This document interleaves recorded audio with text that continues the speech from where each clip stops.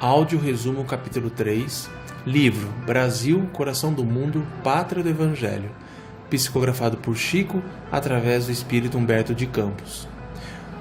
Capítulo Os Degredados. A palavra degredado vem do latim e significa decreto, um termo muito comum usado na época colonial portuguesa e que se referia àquelas pessoas que eram exiladas, condenadas a uma pena, a uma sentença.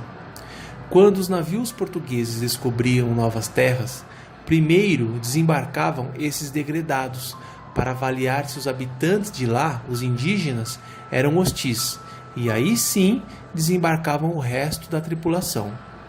Humberto de Campos atribui a este capítulo o termo degredado, fazendo uma comparação aos espíritos de outros orbes que foram exilados a viver no planeta Terra e também na pátria do Evangelho. Veremos adiante a história. Relata nosso querido Humberto que naquela época, logo após o descobrimento do Brasil, que entre a terra e o céu se formavam hífens de luz de multidões que percorriam todo o espaço. Torrentes de perfumes se elevavam no firmamento e uma alegria paradisíaca reinava em todas as almas que comemoravam o advento da pátria do Evangelho. Nós temos aqui um novo personagem histórico, Ismael. Ismael, na história bíblica, foi o primeiro filho de Abraão, que o teve através de sua serva Agar. Então, naquele momento, se faz presente a figura do cordeiro, dirigindo-se a Ismael e lhe fazendo uma solicitação. Ismael, manda meu coração que sejas o zelador da terra do cruzeiro. Reúne as incansáveis falanges do infinito que cooperam nos ideais sacrossantos de minha doutrina e inicia desde já a construção da pátria do meu ensinamento. Ela será a doce paisagem do Tiberíades que os homens aniquilaram na sua voracidade de carnificina. Tiberíades é o nome de uma cidade na região de Israel, em homenagem ao imperador romano Tibério. Essa cidade foi palco de guerras e invasões. Ismael então recebe uma bandeira das mãos do Senhor com uma tinta celeste, contendo o lema imortal: Deus, Cristo e Caridade. Pois bem, a esquadra lusa então se afasta do litoral, retornando a Portugal, porém abandonando alguns exilados na praia.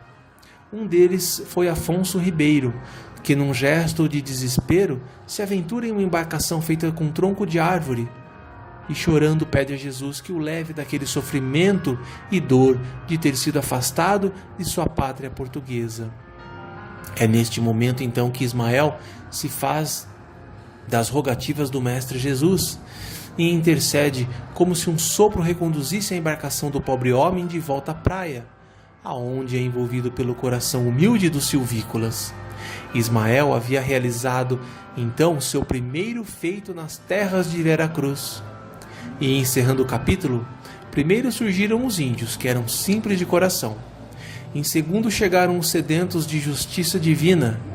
E mais tarde viriam os escravos representando os humildes e aflitos, para formarem a alma coletiva de um povo bem-aventurado por sua mansidão e fraternidade. Naqueles dias longínquos de 1500, já se ouviam no Brasil os ecos acariciadores do Sermão da Montanha.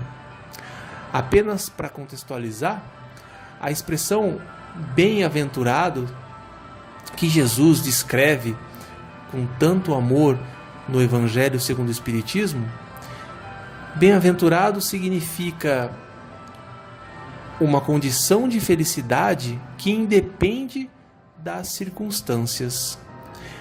Aonde o povo de Israel, os hebreus, há 2000 anos, era assim como eles interpretavam as bem-aventuranças. Ou seja, eles buscavam viver com felicidade, com amor, com resignação no coração, independente daquele momento tão aflitivo de guerras, de exílios, de tanta maldade por parte dos tiranos, dos imperadores, enfim.